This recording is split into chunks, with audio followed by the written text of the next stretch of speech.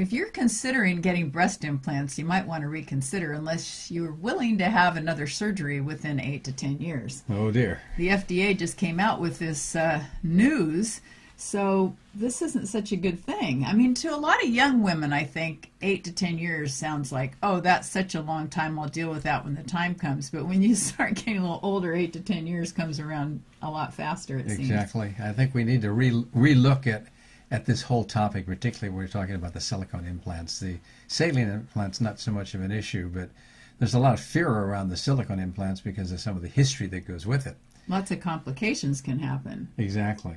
But there are a lot of reasons to do it, too. I mean, certainly when you're looking at reconstructive surgery, women who have had breast cancer or some other kind of traumatic thing to the breast, it's a wonderful thing to be able to have them feel like they're whole again.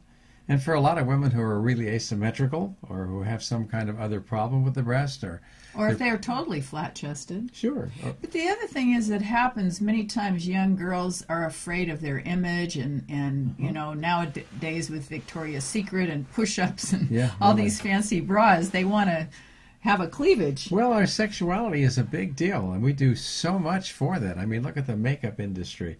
And look at what we do just generally to try and look sexually attractive. And it's through our whole lifespan. I mean, you see people 90 years old still worried about how they look. So we need to pay attention and respect that. And, you know, like you said, if somebody's had a mastectomy, that sounds like a pretty reasonable reason. Good. Or if somebody's lopsided, one side is flat and the other side is developed. Well, even small-breasted women, I think that you have to meet people where they are. And the plastic surgeons, you know, when you talk to them, rather than just have an opinion that says, oh, why don't you just say the way God made you, it's fine. Well, if you don't feel good about yourself and your self-image and you want to do something about it, you may not have time to do all the psychotherapy or all the undoing of the post-traumatic stress that you may have had in your younger life. It affects your quality of life. Sure. You know? I just know we have a friend actually that's a plastic surgeon, and he was telling us that sometimes these young girls that are teenagers come to him, and he says, that's just too young. He won't do that. Yeah, well, because they're still growing, and they need to have time to really think it over and figure it all out.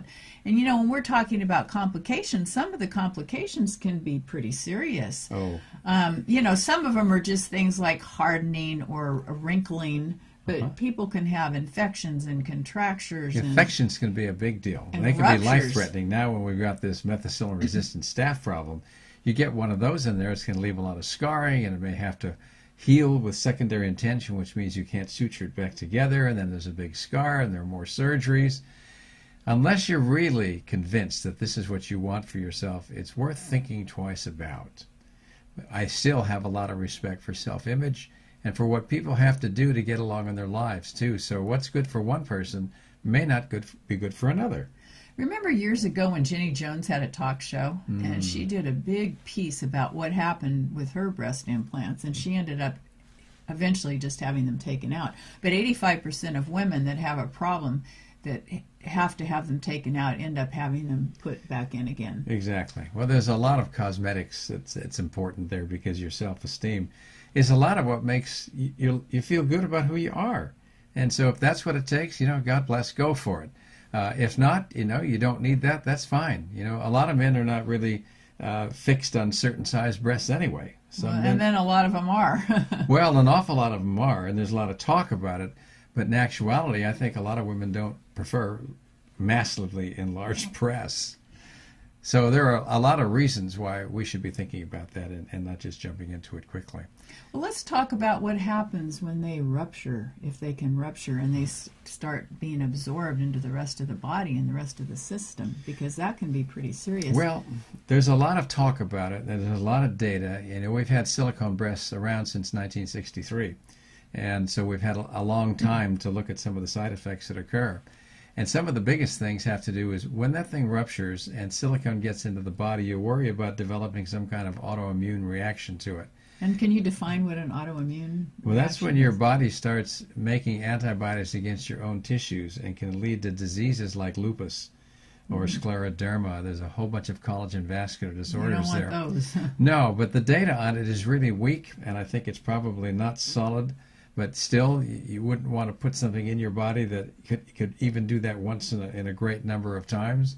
So I think when we're looking at the collagen vascular diseases and that association, probably not accurate, but probably is a word that kind of scares me sometimes in medicine, because when you really do have a problem, and you're the one that gets the problem, and it's a major thing like a collagen vascular disease, you wish you hadn't done the procedure.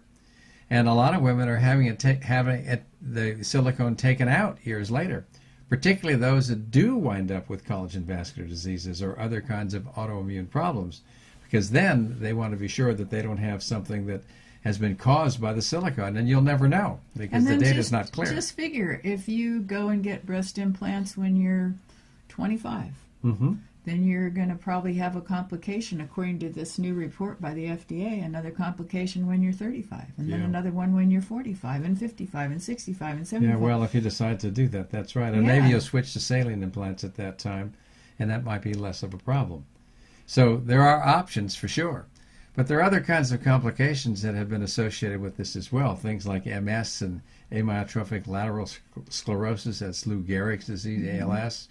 And again, the data is not good on it, but when people start collecting information and making associations about different kinds of illnesses that can occur in that setting where you have a silicone implant, it's scary stuff. It can even lead to a certain type of rare cancer. Yeah, well, yeah, there are about 3,000 or 4,000 cases of this particular cancer a year, but are they really associated with silicone? You will never know. But when you think about it, you're putting a foreign body into your body, and we all know that plastic's not a good thing anyway. Isn't that what the outside of it is? Oh, yes, it is. And what is silicone? Silicone is just something that's made that's organic, that is made in a laboratory.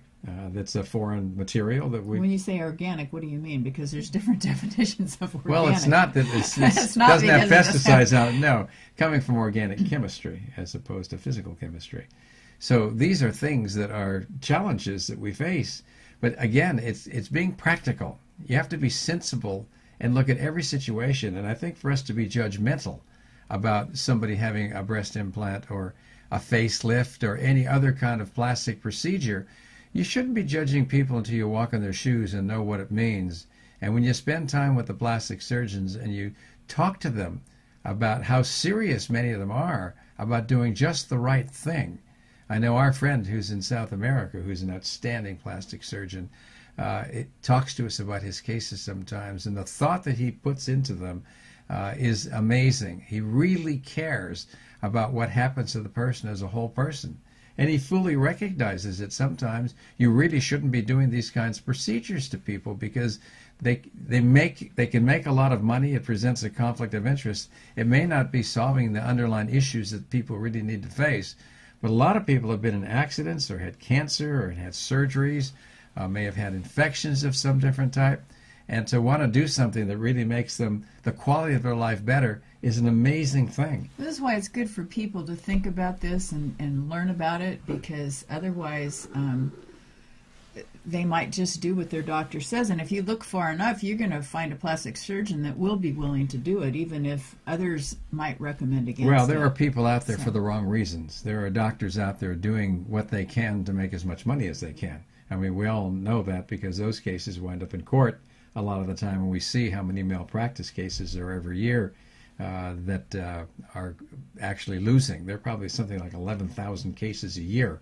We'll be talking about that later this week as we look at how dangerous medicine can be. But we need ethics above all. If we have people who care about their patients, who listen to them, who take the time to look at their whole life story and find out what's going on that are in their emotional and social dynamics, then making a decision about whether or not plastic surgery is the right thing or not can be a different story. And we've all heard jokes about how they can get hard and how they can be wrinkled and different criticisms of silicone. They can move in different directions. I remember years ago working in a recovery room, and the patients would come in when it was new, and the patients would come in to get breast implants.